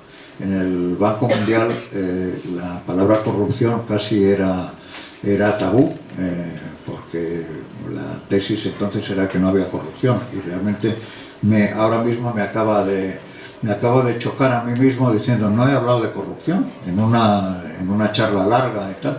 La corrupción que hay en países como Bulgaria y Rumanía, que son los que ahora empiezan a poder salir, etcétera, etcétera y tal, es infinitamente mayor que la que tenemos en España. La burocracia en esos países es mucho peor también, las perspectivas de la juventud también muy malas y tal, y yo creo que creo que tenemos un buen porvenir, y creo que la Unión Europea nos seguirá ayudando. Además, creo que la economía europea, por lo menos en los próximos 2 años, va a ir mejor, y por lo tanto el presupuesto de la Unión Europea será mayor, y por lo tanto las ayudas serán mayores. No, siento no poder. Una cosa más. En ese libro, que yo ya lo he leído 2 veces también, como Aznar, no le da ninguna recomendación a Su Majestad el Rey. Ahora, ¿qué recomendación le diría, viendo la boda de cristal, cómo sería la monarquía en el 2020? Bueno, Su Majestad el Rey nos pidió algunas ideas, algunos de las personas en quienes él confía, tipo Felipe González o Guillermo de la Dehesa, que es un gran economista, o a mí. Yo la recomendación que le di, porque la monarquía es una institución que está muy contestada y en muchas dificultades por razones evidentes que no necesitamos desarrollar, o sí, si queréis, vamos. Pero yo lo que sí le dije al rey era muy importante el decir: la crisis no se ha acabado y seguirá la crisis durante el tiempo en que los jóvenes españoles no pueden encontrar trabajo fácilmente. Por otro lado, hubo una parte del discurso de Navidad que se escapó completamente a los analistas, por lo menos a los periodistas que yo leí que comentaban el discurso, y que era sobre el énfasis en la tecnología, en las nuevas tecnologías, en el hacer lo que yo he dicho, la importancia de que salgamos de los sectores de baja productividad y tal, y que tengamos una estructura económica mucho más basada en el mercado. En las altas tecnologías y tal, y en la innovación. Y, por supuesto, cómo yo pienso que para el año 2020, así como yo tenía muchas dudas de si yo iba a estar por ahí y tal, yo el año 2020 sé positivamente que Su Majestad el Rey habrá sido reemplazado por Su Alteza Real el Príncipe de Asturias, que es una persona enormemente, yo hace tiempo que no tengo contacto con él, pero que es una persona enormemente preparada y que creo que puede tener una visión a largo plazo de la que carecen los políticos, y que creo que será muy influyente y beneficioso, donde no hay nadie que discuta el tema. Pero no sé si es eso lo que me querías... Sí, más o menos. ¿Cuál era el futuro de la familia real? El futuro de la familia real... yo estoy en Metroscopia, soy el segundo accionista de Metroscopia, que es una sociedad que realmente no produce beneficios, pero también invertí ahí para ayudar a mi amigo José Juan Teoaria, que es el presidente y el fundador, que es el gran sociólogo, y entonces hacemos encuestas de opinión pública sobre, eso lo contaba yo hoy en la comida, y es muy interesante. Entonces, encuestas sobre la valoración pública de todos los españoles, y está, claro, sociológica y estadísticamente muy bien medidos. O sea, las muestras son representativas, o sea, hay un margen de error muy pequeño. Los entrevistados son en la proporción que hay de Esquerra Republicana de Cataluña, de Bildu, del PP, del PSOE, de la Izquierda Plural del UPyD, etcétera, etcétera, y tal, y de gente que no tiene gran interés por la política. Bueno, pues hay cosas muy interesantes. Por ejemplo, el Papa es en este momento la persona más popular, con más porcentaje de aprobación que ha habido nunca desde que se hacen encuestas sobre popularidad personal. Hay un 90 y tantos %, yo creo que solo la Iglesia muy radical, digamos, extrema derecha eclesiástica y tal, están en contra, pero que todo el mundo ve muy bien la figura del Papa. Adolfo Suárez, pobre, con Alzheimer y tal, pero está muy enormemente valorado. Y curiosamente la reina es una de las 3 o 4 personas más valoradas en el panorama. Tiene una tasa de aprobación que se acerca al 75%, cuando, por ejemplo, las tasas de los ministros de Rajoy pues están muchos por debajo del 20%. La del príncipe también está muy alta, menos, pero está en un 60 y tantos %. La de Leticia, que es otra de las personas que se miran, está en el 58, 59, que es más de lo que uno sospecha hablando con conversaciones individuales. Y la del rey ha subido, tuvo cuando el elefante y la aparición de esta señora Corina en los medios y tal llegó a bajar hasta el 44% y ahora están en el 53, 54 más o menos. Pero hay una cuestión muy interesante, que es que preguntamos a los españoles, al conjunto de los españoles, ¿qué prefiere usted, qué régimen prefiere usted para el futuro de España? ¿Una monarquía constitucional como la que tenemos? ¿O una república presidencialista como la que tiene Francia o parlamentaria como la que tiene Alemania? Entonces hay un empate técnico. Durante los años de popularidad del rey, después del 23F y de la transición y tal, ahí había una superioridad de la monarquía enorme, el juancarlismo, etcétera, etcétera, etcétera. Bueno, pues ahora hay un empate técnico un poco a favor de la monarquía, pero digamos que el 44% en el último sondeo que yo he visto está a favor de la monarquía y el 42% a favor de la república. Ahora bien, cuando haces la pregunta de qué prefiere usted para el futuro de España, una monarquía liderada por Su Alteza el Príncipe Felipe o una república donde personajes relevantes como José María Aznar o José Luis Rodríguez Zapatero pudieran ser presidentes de la república, entonces hay un 69% de personas que prefieren la monarquía y baja un 14 o 15% los que prefieren la república. O sea que yo pienso que a pesar de todo, o sea, cuando pase el juicio de Urdangarín, cuando haya la abdicación que se supone que habrá, desde luego en un futuro bastante corto, yo creo que la monarquía tiene un papel importante. Los jóvenes, mis hijos, por ejemplo, me dicen, papá, la monarquía es anacrónica y tal, y yo les digo siempre, sí, pero parece una cosa anacrónica, pero cuando empiezas a mirar la cuestión de costes y beneficios y tal, la monarquía, primero, cuesta muy poco, o sea, es muy barata, incluso sin contar el coste de las elecciones de las presidencias del gobierno.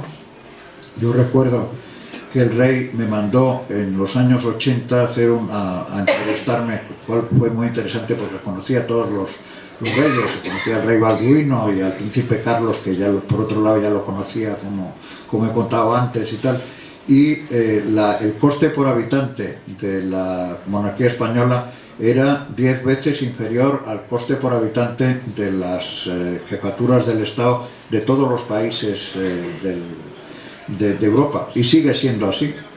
También la familia real española puede producir, o sea, tienen como embajadores, tienen un efecto tremendamente importante sobre inversiones extranjeras en España, que es una cuestión esencial en estos momentos. Y además, así como el cortoplacismo de los políticos no lo tiene una persona que no tiene ningún poder, pero que puede tener una influencia, como puede ser el jefe del Estado, porque aparte de ser parte de la arquitectura y tal, bueno, por ser parte de la arquitectura mira a largo plazo y ve cosas que los políticos a veces no ven.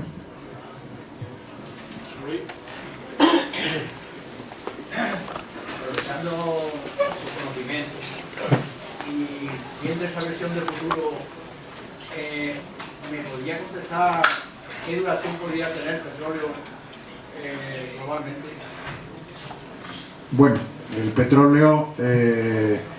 petróleo probablemente tiene más duración de lo que la gente pensaba hace unos años,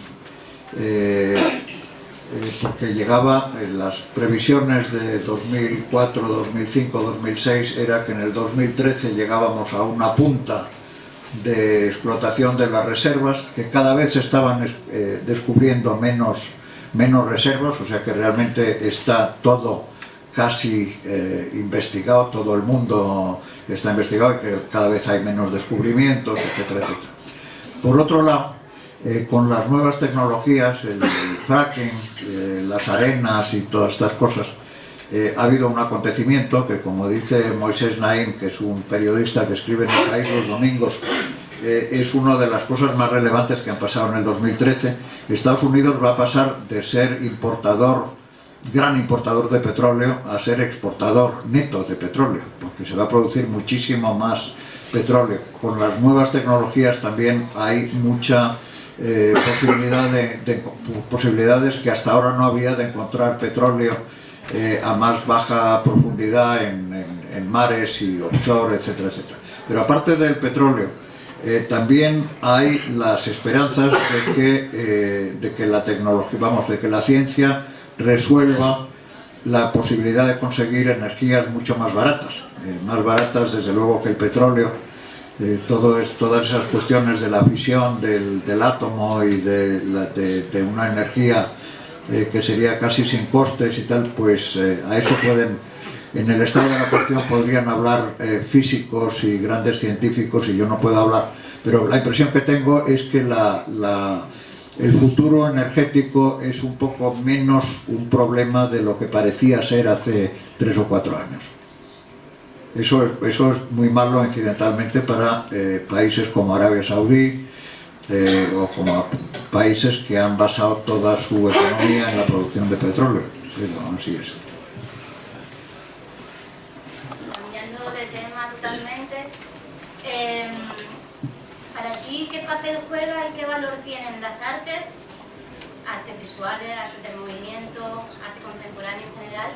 ¿Y cómo juegan como un factor, un elemento más en el desarrollo local de una localidad y a nivel social? O sea, ¿cómo el arte puede influir en el desarrollo de una localidad? Es para escucharlo desde tu experiencia, tu visión. Sí, yo te voy a dar una visión muy poco educada y poco enterada, pero para mí el arte me parece muy importante. El arte y la cultura me parece que es enormemente importante. Yo he hablado mucho, además se reían mucho de mí cuando en los años 80 yo daba conferencias en Badajoz, por ejemplo, y decía que el gran futuro de Extremadura es el turismo. El turismo, ¿por qué puede ser atraído a Extremadura? El turismo ha ido a las playas. Pilar y yo hemos estado en China y en Malasia y tal, y allí no ves a nadie en las playas. Los turistas que van a venir de los nuevos países afluentes y tal, vienen atraídos por el arte, por la cultura, por el respeto al medio ambiente, por el valor histórico y las riquezas históricas que tenga una comunidad. No les interesa ponerse morenos, al revés, cuando hace sol y tal se ponen sombrillas. Y creo que es muy importante. He dicho antes que era muy importante el atraer a gente y tal, entonces desde el punto de vista de atracción del arte es muy importante. Es muy importante también, evidentemente, para la sensación de satisfacción de una comunidad. Yo tenía un tío, que hoy su hija me ha estado mandando de hace mucho. Tenía un tío que tenía la tesis, que yo creo que mi tío era bastante sinvergüenza.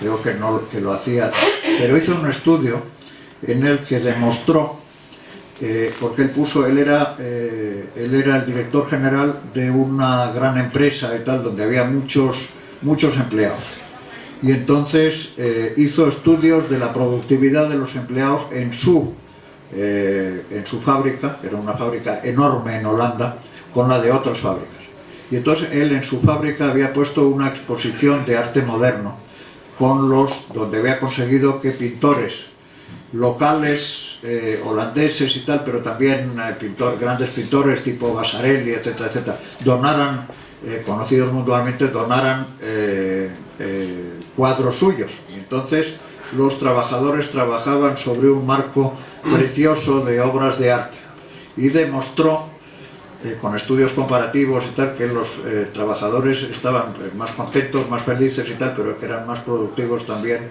en ese entorno con obras de arte. Aparte de eso, claro, yo creo que el arte enriquece a una comunidad. Ahora, ¿se puede vivir los que se dedican al arte pueden vivir del arte? Eso ya es más, es una cuestión más complicada, depende de la calidad y de la cantidad también, ¿no? Pero en fin, yo creo que es muy importante para atraer gente y para el sentimiento comunitario y de satisfacción en la comunidad. Según tu bola de cristal, ¿cuál es el futuro? Eduardo. Ah, vale. No, que no lo he visto. ¿Cree usted, partiendo de la base de que queremos traer turistas, queremos sacar nuestros productos. ¿Cree usted que se está haciendo en Extremadura el esfuerzo necesario, por lo menos imprescindible, para crear las infraestructuras necesarias, y si le dan la prioridad necesaria? O sea, la prioridad... Bueno, no lo sé. Alejandro Hernández, el director de la Fundación, me decía que por primera vez la atracción de turistas ha sido colocado en estos días y tal como un objetivo prioritario.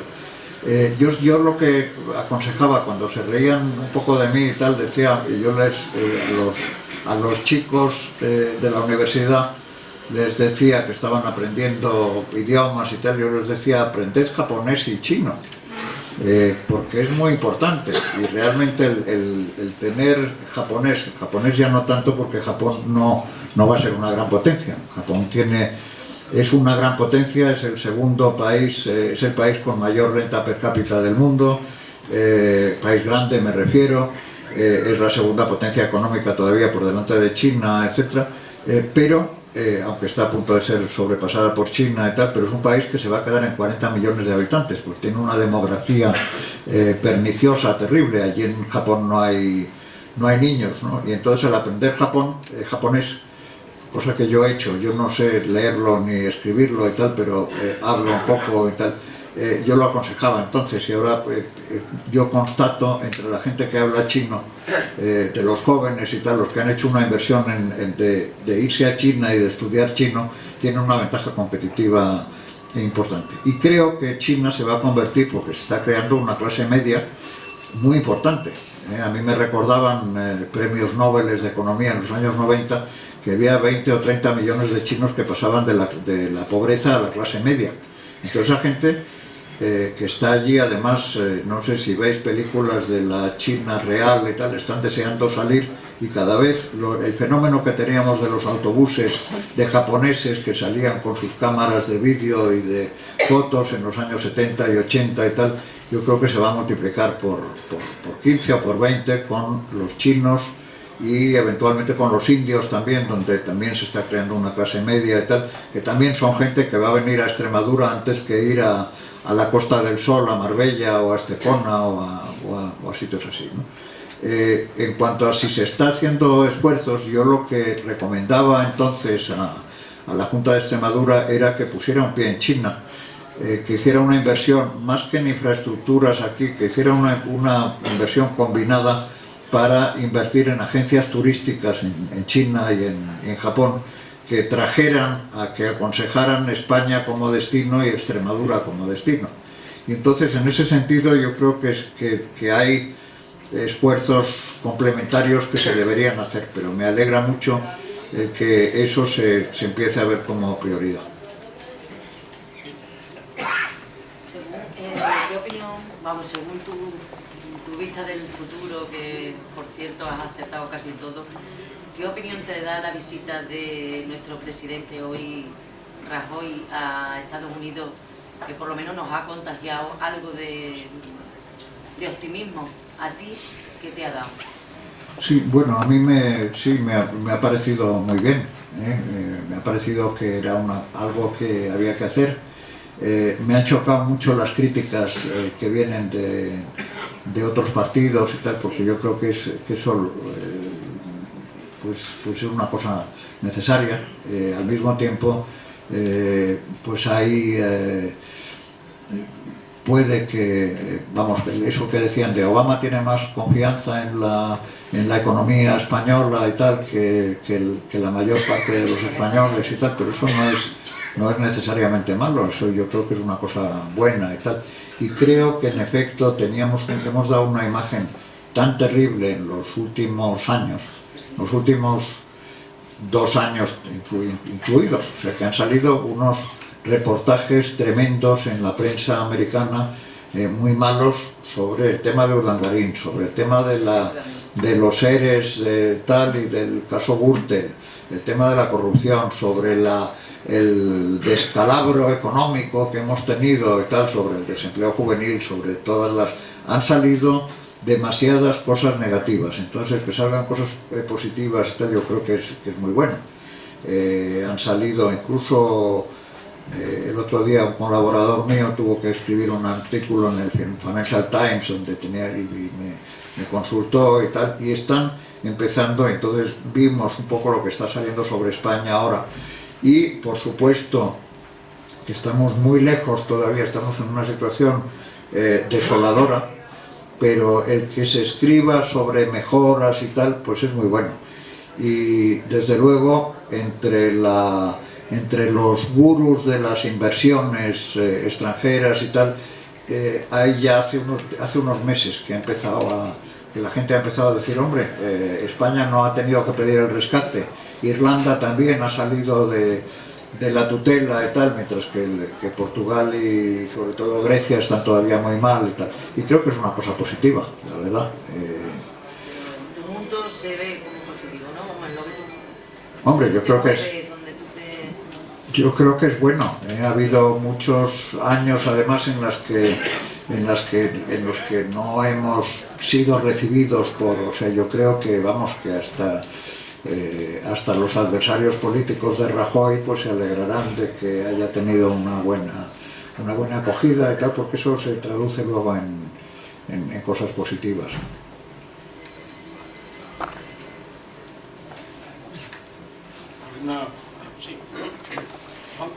Circula por las redes sociales, circula un dicho que en un país donde la clase trabajadora no tiene trabajo, la clase media no tiene medios y la clase pudiente no tiene clase, que por cierto es bastante veraz, si el costo de la vida sube, los salarios bajan, la precariedad en el empleo y la falta de empleo y la posibilidad de que lo despida a uno hace que el consumidor sea cauto.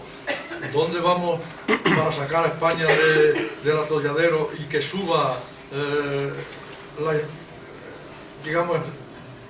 inversiones y que suba también, seamos capaces de salir de la crisis? Porque si no hay consumo, no hay producción.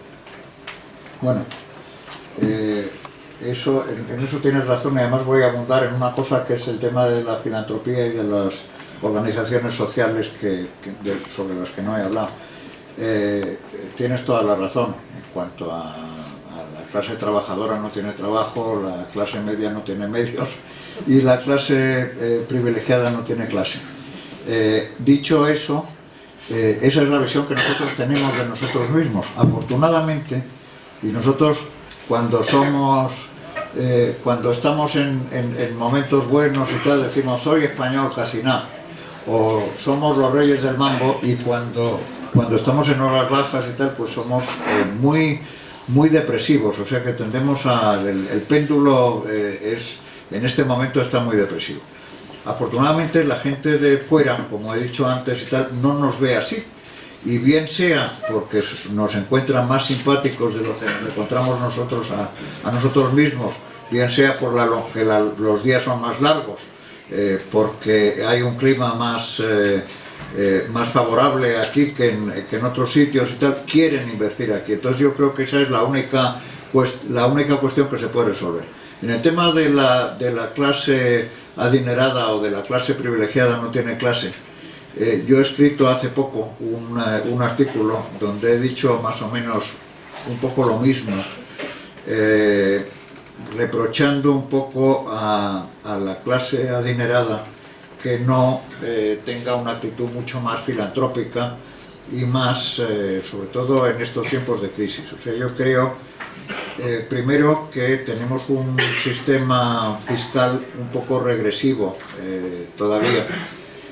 A lo mejor la gente se escandaliza de oírlo y tal, pero creo que hay mucha gente que encuentra medios de no pagar sus impuestos.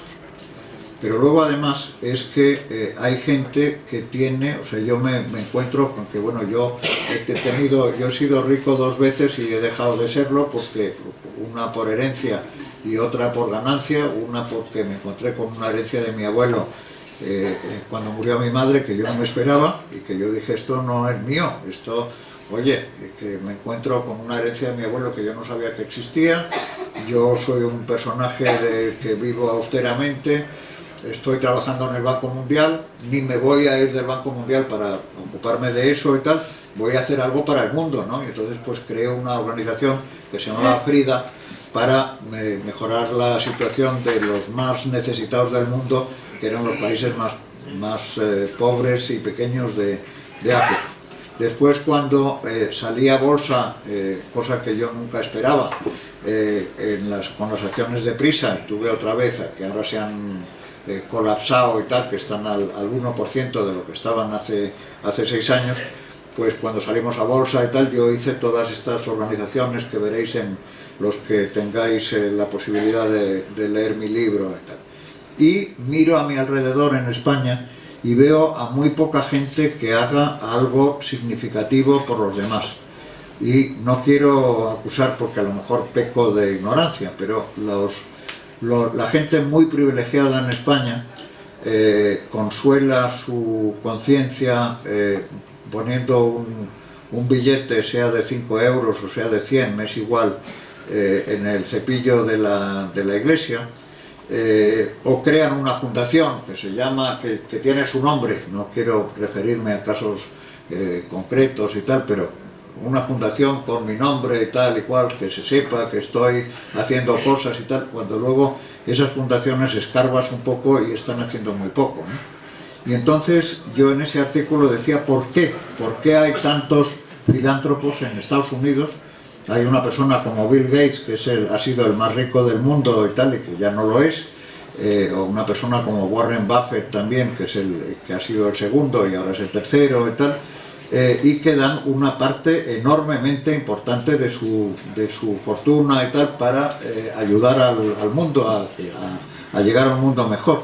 Y llego a la conclusión, porque en España dicen, claro, es que hay una ley del mecenazgo muchísimo más favorable y la gente puede desgravar y todo eso y tal, y no es verdad, porque tú no puedes, si tú das 40.000 millones de dólares a una fundación y tal que está resolviendo los problemas médicos de África y tal, no los puedes desgravar, porque ¿qué vas a pagar? Que tú no pagabas tantos impuestos y tal, no es desgravación. Es un problema, hay dos problemas aquí con la clase privilegiada que no tiene clase, que son, uno, es un problema fundamental de educación, que la gente privilegiada debería tener conciencia, o alguien se la debería dar, de que los privilegios con los que ha nacido, o los privilegios con los que se ha encontrado gracias a que la sociedad le ha permitido ganar una gran cantidad de dinero, tiene una obligación ética de devolverlos a la sociedad de alguna manera, si no todos y tal, por lo menos en una parte importante, y bueno, pues menos yates y menos cosas de tal y cual, y menos acaparación de recursos y tal. Y entonces hay una falta de educación fundamental. Y luego el segundo defecto que tenemos aquí en España es que le atribuimos al Estado todas las responsabilidades del estado de bienestar o de la beneficencia o tal, todo tiene que ser el Estado. Y cuando el Estado no tiene dinero y tal, pues ¿por qué tiene que ser el Estado?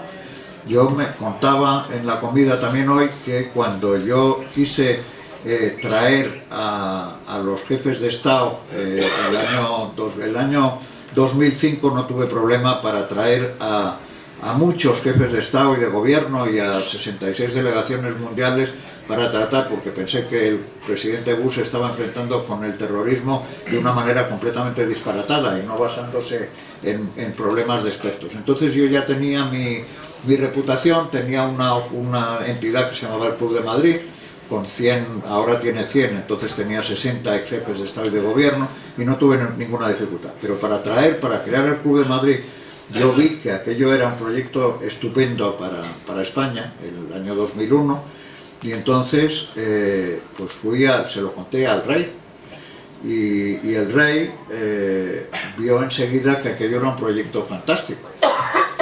Y entonces dijo, bueno, ¿esto cuánto cuesta y tal? Pues vamos a minimizarlo y tal. Entonces el rey escribió cartas a los presidentes de los principales bancos españoles, de las principales empresas españolas, tipo Ferrovial, las eléctricas, Unión Fenosa, Iberdrola, Endesa, todo ese tipo de grandes empresas.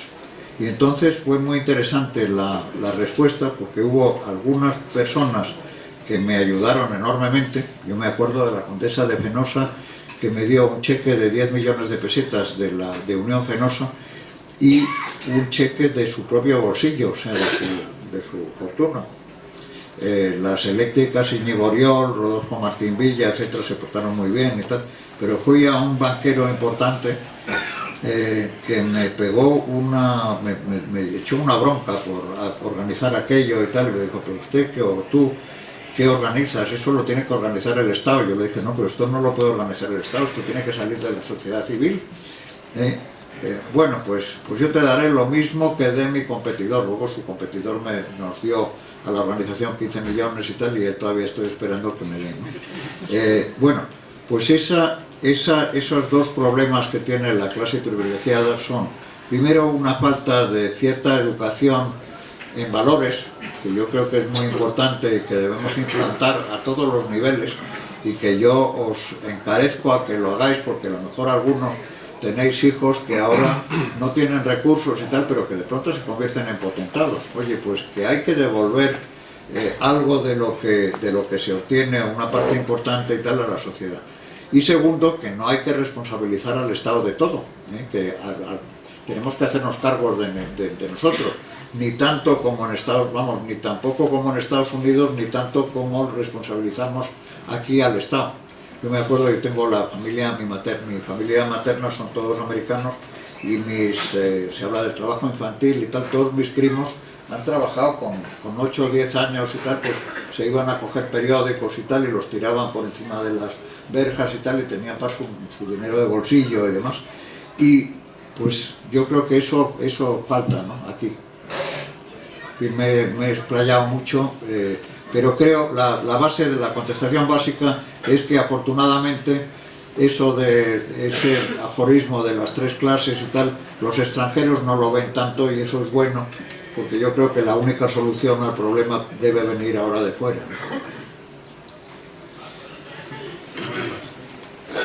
Aprovechándome de su grande conocimiento acerca de a nivel nacional como a nivel mundial, quiero decir que aprovechándome de su grande conocimiento tanto a nivel nacional como a nivel mundial, y refiriéndome al tema de la energía, nuevamente otra vez, como decía Antonio, ¿qué opinión le parece a usted que las eléctricas cada vez estén subiendo más el recibo, que cada vez le debamos más? Y por otra parte, al otro tipo de energía, como las termosolares, el biodiesel, a las termosolares le han quitado la subvención, le han parado, según mi informe, los pies, y hemos perdido ahí una cantidad enorme de puestos de trabajo. ¿Cómo ve usted esa incongruencia? Sí, pues yo probablemente no sea muy políticamente correcto, porque debería decir que hay que seguir con las subvenciones a las energías renovables y a las energías... Y es verdad que si tuviéramos dinero y tal, es una cuestión de priorización de recursos del Estado. Y es me parece horroroso que la electricidad suba tanto. Y yo ahí hay una, o sea, yo creo que las empresas de servicios públicos, o sea, por un lado yo entiendo que haya una lógica del beneficio pero también hay que, o sea, yo pienso que deberían ser casi servicios públicos, o sea, que esas empresas como Endesa o Iberdrola o las eléctricas en general y tal, deberían tener algún tipo de control estatal que no liberalizara totalmente esos mercados, sobre todo porque como se ve en tiempos de crisis y tal, el que suba productos como la electricidad, que son absolutamente necesarios, pues es terriblemente gravoso para gente que lo está pasando muy mal y tal, y que no puede permitirse el afrontar esos gastos, ¿no? O sea que yo, por un lado, entiendo que el Estado no tiene recursos para subvencionar Aquí tuvimos a un tipo fantástico que fue el director general de la Corporación Empresarial de Extremadura, que se llama Luis Crespo, que es el presidente de la Asociación de Fabricantes de Energía Termosolar y tal, y que algún día le podríamos pedir que nos hablara del tema con muchísimo más conocimiento que yo. Pero en resumen, yo creo que creo que el gobierno hizo bien en paralizar la famosa subasta que subió el coste un 11% y tal, y creo que en estos momentos de crisis debería haber un cierto mayor control estatal de los precios de la electricidad. En cuanto a las subvenciones, claro, si el Estado no tiene dinero, mal le podemos pedir que subvencione, ¿no? O sea, pues cuanto pueda. Bueno, pero yo lo que no entiendo es por qué las eléctricas dicen que el recibo de la luz está tan alto por culpa de las termosolares, por ejemplo. Eso yo tampoco lo entiendo. Tampoco lo entiendo. Ah, sí, pues eso. ¿Qué tiene que ver una cosa con la otra? Pues eso es la misma pregunta que tendría yo para una persona, un directivo de las eléctricas. No veo cómo puede incidir el tema de las termosolares en la energía eléctrica, no lo veo. Ya lo preguntaremos y tal, y perdón por no... que le están haciendo competencia, digo yo lo veo así, ¿no? Pues probablemente sí. ¿Cómo ve usted el paro juvenil a corto plazo? Pues lo veo mal, claro. Yo estaba ahora con Pilar en Australia y hemos estado en una reunión del Club de Madrid donde hemos tenido precisamente una conferencia mundial sobre cómo se puede mejorar la situación de paro juvenil. Entonces hay unas recomendaciones en internet y tal en la página web del Club de Madrid, que es www.clubmadrid.org, donde se van acumulando todavía hasta el final de enero. Hay tiempo para hacer sugerencias. Yo lo veo muy difícil. En España tenemos un 53 o 54% de paro juvenil, y nos escandalizábamos hace años de que ese porcentaje lo tenían los países del norte de África.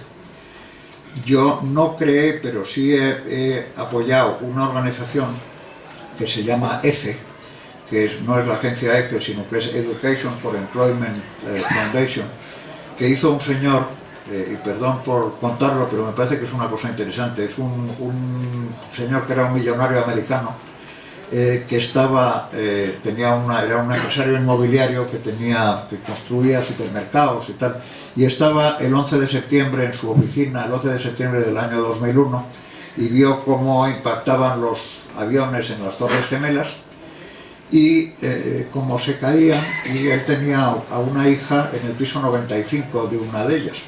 Empezó a llamarla desesperadamente por teléfono. Al principio respondía el teléfono, después no sonaba, y llegó a la conclusión de que su hija se había caído con las torres y tal, y que se había muerto. Y las 18 horas que siguieron, desde las 9 y pico de la mañana de hora de Nueva York hasta las 3 de la mañana, que apareció con toda la vestimenta rota y tal, y ensangrentada casi su hija, pero que se había podido salvar y tal, porque estaba en la torre sur, y entonces salió por las escaleras y tal, atropelladamente. Él dijo: ¿qué ha pasado aquí? ¿Por qué hay 20 personas que han sacrificado su vida y tal para causar toda esta desolación y tal? ¿Qué es lo que les ha llevado? ¿Qué tipo de psicología supone? Bueno, las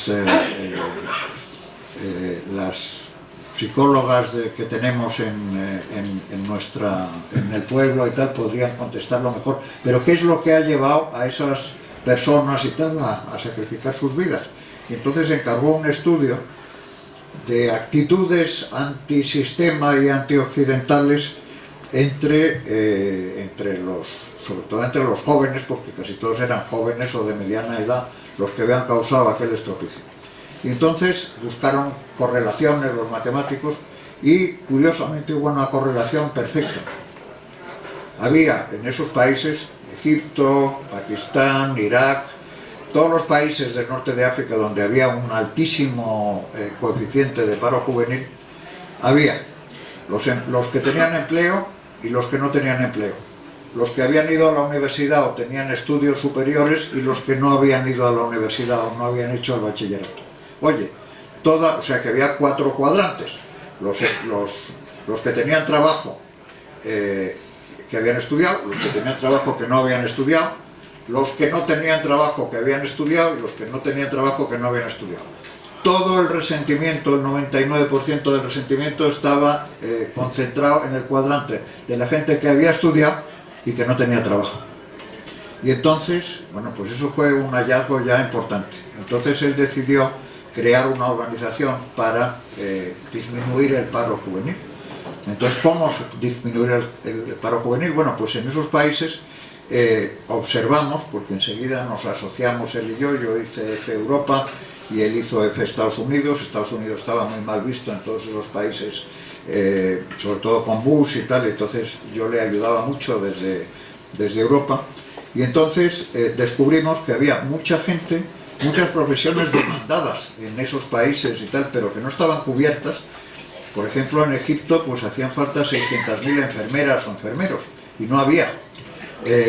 Bueno, pues entonces este hombre tuvo la idea, que luego hemos ido perfeccionando, de formar a los jóvenes y hacerles currículos muy intensivos en nuevas profesiones o en profesiones demandadas que no están cubiertas, en algo que requiere unos conocimientos tecnológicos que no tenían porque tenían estudios superiores, pero habían ido a escuelas coránicas o habían ido a cosas que no tenían un enfoque, vamos, una integración en el mundo laboral.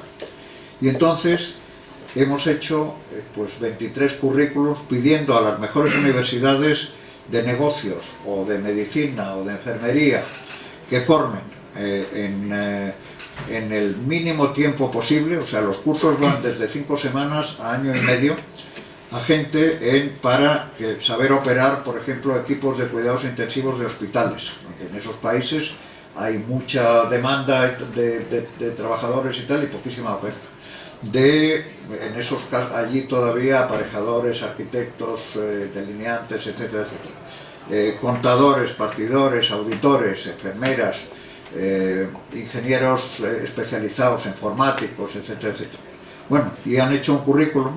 Hemos conseguido, hemos operado en Yemen, en Jordania, en Egipto, en los territorios palestinos y en Marruecos, y ahora hemos empezado en Túnez y en Libia. En todos los 4 primeros países, o sea, en Yemen, Egipto y tal, hemos creado 600, 700 a 1500 puestos de trabajo. Pero en Marruecos han empezado, hemos convencido al gobierno y tal, han empezado a impartir estos cursos en las universidades estatales, en la Hassan II la Universidad Hassan II de Casablanca y tal, y hemos creado 50 y tantos mil puestos de trabajo. Entonces tú te imaginas lo que son 50.000 semillas de esperanzas, como rayos de esperanzas que caen en barrios muy pobres de todos esos, de Casablanca o de Rabat o de Marrakech y tal, que caen donde de pronto los jóvenes ven que alguien ha encontrado trabajo, y además es que el 85% en los mejores casos, el 70% en los peores de los que han seguido los cursos y tal, han conseguido puestos de trabajo.